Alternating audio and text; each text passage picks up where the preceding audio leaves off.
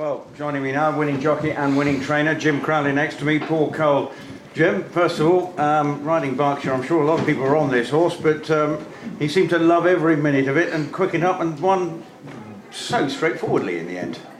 Yes, he did. Obviously, I had the opportunity of riding him at Newbury, and he was very professional that day, almost a bit too professional, wasn't he? He jumped and travelled and got a bit tired, and but obviously I could get a bit of cover today, and it was very impressive. And bunker was, I think, behind you, a long way behind, so you quickened up. That was the thing, just absolutely. It was almost like one push and away.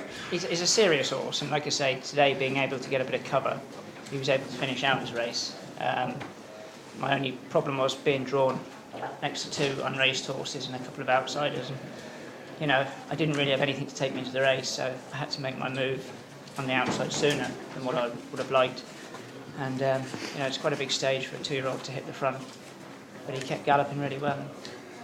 Well, Paul, it's been a long time since you've had a winner here. You probably don't like being reminded of it, but seeing that horse today, I mean, that was something. You must have been very impressed with the way the horse did it today.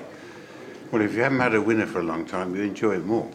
It's more exciting, fantastic. It's nice to be back in the winner's enclosure anywhere, but Ascot is special. The horse, I bought the horse on spec, so it's stock, because I loved him so much at the sales. And he's out of a Group 1 winning mare. I said Mount Nelson's probably a bit unfashionable, but it, right from the start, gave you a good feel. And his last two runs, the drawn 1 at Newbury and then drawn 21 here, for a big horse that is a bit keen and needs to be covered up.